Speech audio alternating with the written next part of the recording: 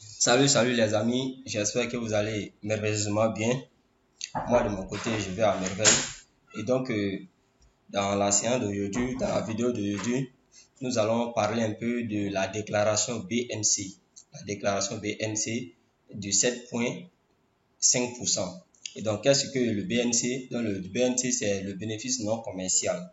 Voilà. Et qu'est-ce que la déclaration BNC 7,5? Il faut comprendre que le Code général, voilà, dans son article 95 et suite, prévoit une retenue à la source. Voilà, donc le BNC, c'est une retenue à la source comme le PPRC, l'AERC, etc. Donc, le code général des impôts, dans son article 95, prévoit une retenue à la source de l'impôt sur les bénéfices non commerciaux des professions libérales.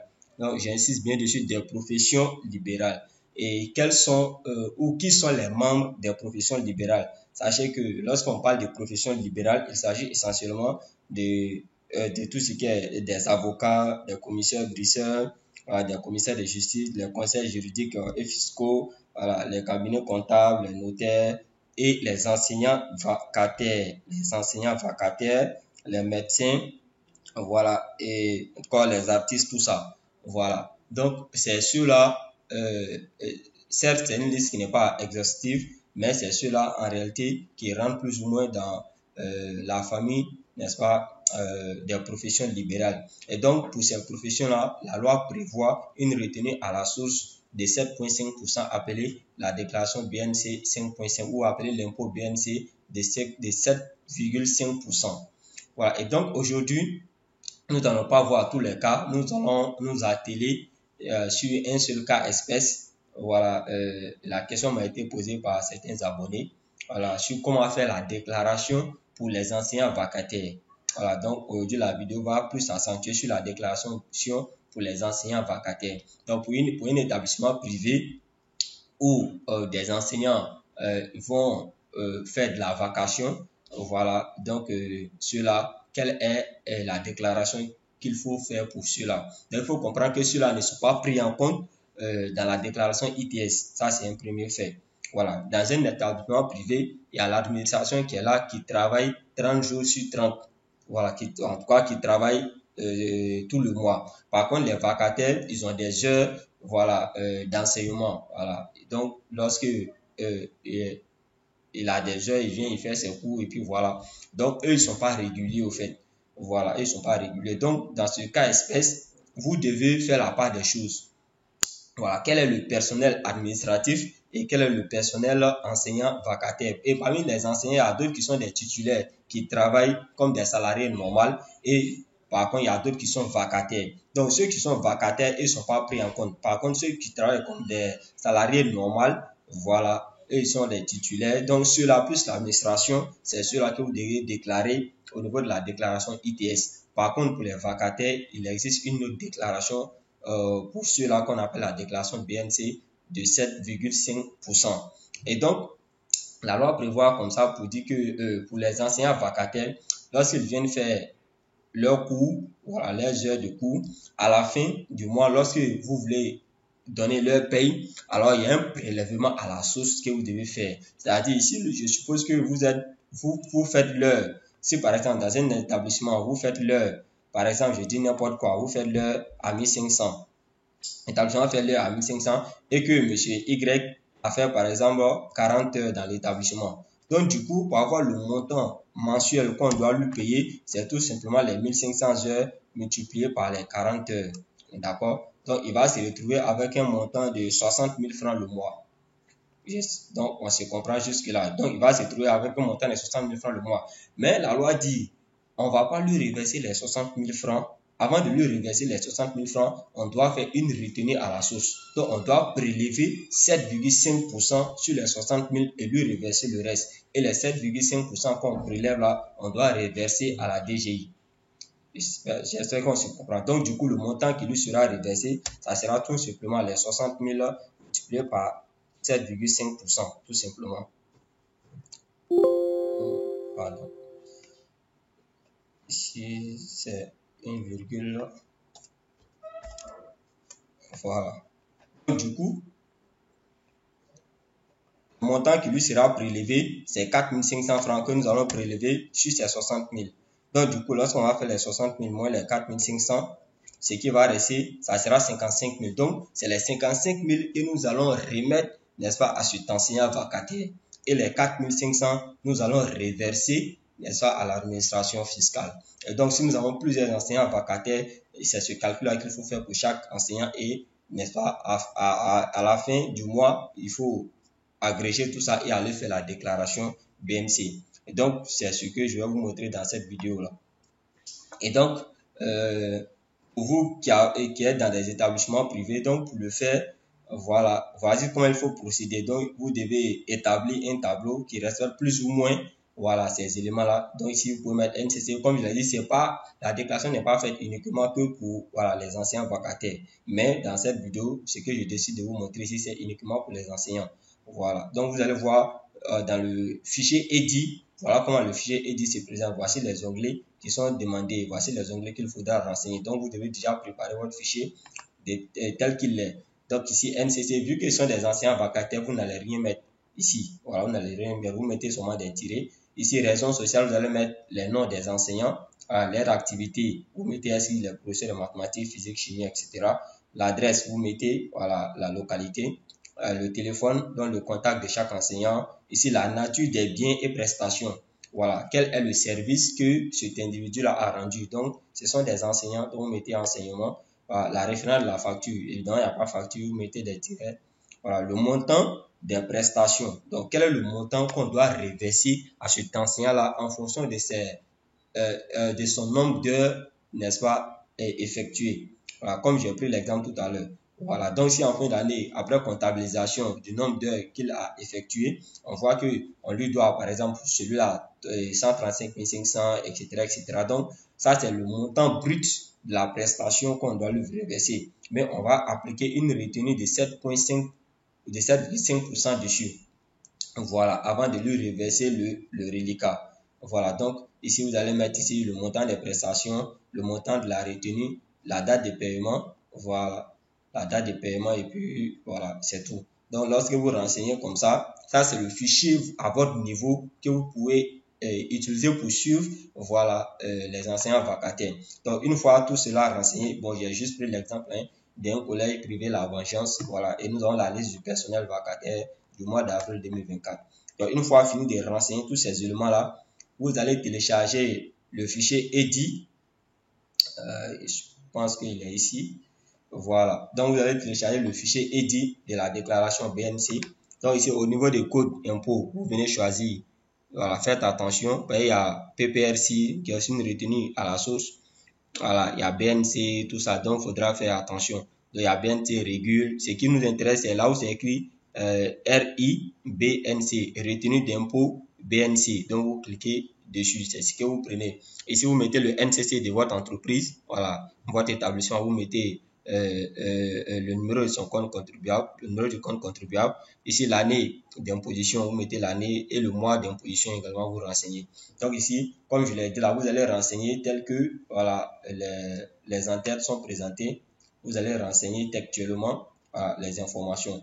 Voilà. Pour les enseignants vacataires, les informations dont vous ne disposez pas, vous laissez. Voilà. Donc, une fois renseigné tout ça, vous allez générer voilà, le fichier XML. Donc, vous cliquez ici pour générer le fichier XML. Il y a un petit fichier qui sera généré, qui sera stocké dans document, dans le dossier document que vous allez récupérer pour charger en ligne. Voilà. Donc, pour ceux qui veulent avoir plus d'informations sur la déclaration BNC, c'est très simple. Il suffit de vous connecter sur le code général des impôts. Voilà. Par exemple, ici, bon, voilà, ici, bon, c'est simple, hein, vous venez dans votre navigateur de recherche, vous mettez code général des impôts, voilà, Côte d'Ivoire. Vous cliquez sur le premier lien, voilà, et cette page-là sera ouverte. Vous avez ici le code général des impôts qui contient ici, voilà, ici, vous avez ici, voilà, le code général des impôts et le livre de procédure fiscale. Voilà, et ici, je pense que il y a voilà, également le code des investissements, le code pétrolier, le code minier. Voilà, il y a beaucoup de choses à l'intérieur. Comme vous pouvez le voir, code général des impôts, livre de procédure fiscale, aux textes fiscaux, le code des investissements, le code pétrolier, le code minier. Donc, cela va dépendre du secteur d'activité dans lequel vous vous trouvez. Alors, si vous êtes dans un secteur pétrolier, donc vous devez connaître le code, voilà, du secteur pétrolier. Pareil que si vous êtes, voilà, dans une entreprise de mine, vous devrez connaître, voilà, les textes, voilà, qui vont avec. Donc ici, lorsque vous vous connectez, nous, ce qui nous intéresse, c'est, voilà, la déclaration BNC ou bien l'impôt BNC. Vous venez au niveau de sélection, vous cliquez sur article, voilà, code général des impôts. Ici, moi, je connais déjà l'article. Je vais chercher article 95. Voilà. Article 95, je lance la recherche. Voilà. On va patienter un instant. Oh. C'est quoi le souci? Article 80. Bon, je ne sais pas si le système a un problème. Normalement, ça doit passer. Ok, je vais reprendre Code général des impôts. Bon, je vais prendre notre acte. Je vais juste faire un test pour voir. Ok, ça marche. Donc, article 95. Voilà. Donc, comme vous pouvez le voir ici, l'article 95 du Code général des impôts, vous avez ici enseignant vacataire, prestation de consultance ou d'expertise. Voilà. Donc, aussi, on dit ici que les organismes publics ou privés d'enseignement, quelle que soit leur forme juridique et leur régime fiscal, sont tenus de procéder à une retenue à la source au titre des rémunérations de toute nature qu'ils versent à leurs enseignants vacataires. Voilà, que ce soit des établissements publics ou privés, dès l'instant où des personnes vont pour y faire des heures supplémentaires, alors vous devez prélever ou appliquer une retenue à la source sur le montant que vous allez leur reverser en contrepartie du service qu'ils ont rendu, tout simplement. Voilà, donc vous pouvez prendre connaissance de cela. Voici le taux qui est appliqué ici. On dit ici, la retenue est perçue au taux de 7,5% des rémunérations brutes versées. Voilà, des rémunérations brutes versées. Voilà, donc vous avez ici, voilà, vous pouvez lire ça à tête reposée pour avoir de plus amples informations. Voilà, donc ici, vous avez ici la profession médicale ou paramédicale, tous ceux-là sont concernés. Le taux est également à 7,5. Voilà. Donc ici, même ceux qui font les jeux de hasard, ils ne sont pas laissés en marge. Les revendeurs des billets de jeux de hasard, les courtiers intermédiaires et bénéficiaires des gains des jeux de hasard, tout cela, voilà. S'il y a des entreprises qui exercent dans ce domaine-là, alors ils seront imposés. Les artistes, musiciens, sportifs ou organisateurs de spectacles, tout cela sont dans le lot. Voilà, collaborateurs non salariés des avocats, notaires, huissiers, commissaires, priseurs, comme je le disais tantôt. Voilà, tout cela. Donc, vous pouvez lire cela, les greffiers, notaires, tout ça. Voilà, vous pouvez lire cela à tête reposée pour avoir de plus amples informations. Et donc, nous allons nous rendre sur la plateforme DGI pour voir comment est-ce que la déclaration est effectuée. Donc, je vais me connecter rapidement. Okay.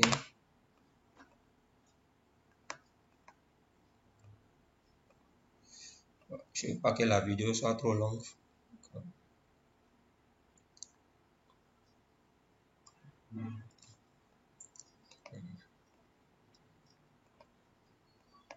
Je vais faire juste un test pour vous montrer.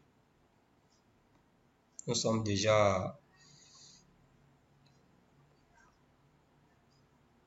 à 13 minutes. Wow.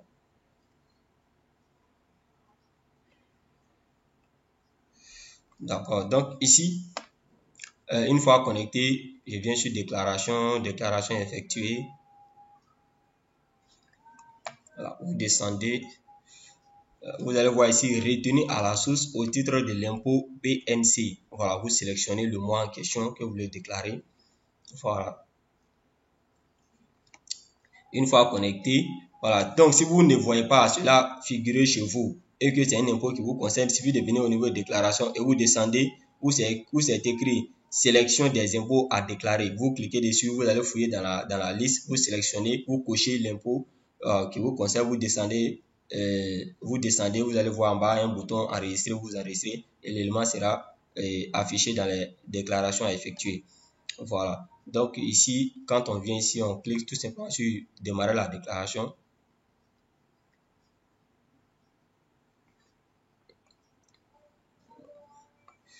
Donc, une fois ici, on va descendre.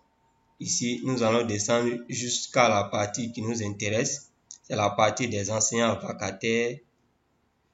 Voilà, ici au niveau 7, ici enseignants vacataires, prestations de consultance ou d'expertise. Voilà, donc ici, vous allez renseigner le montant brut annuel. Voilà, le montant brut annuel. Donc ici, par exemple, le montant brut annuel, c'est tout le montant qui est ici, c'est le total qui est ici. 1 282 925. 1 282 925.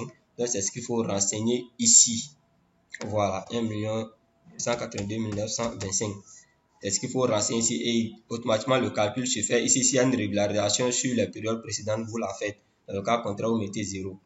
Voilà, une fois cela fait, vous ignorez tous les autres champs, vous venez cliquer sur poursuivre tout simplement. Voilà. Et devant là-bas, vous allez enregistrer le détail. Et le détail doit concorder avec les informations que vous avez renseignées ici. Donc ici, le fichier généré que vous avez effectué ici. Ici, vous avez effectué un fichier généré. J'ai dit qu'il sera stocké dans vos documents. Donc, vous cliquez ici sur charger un fichier.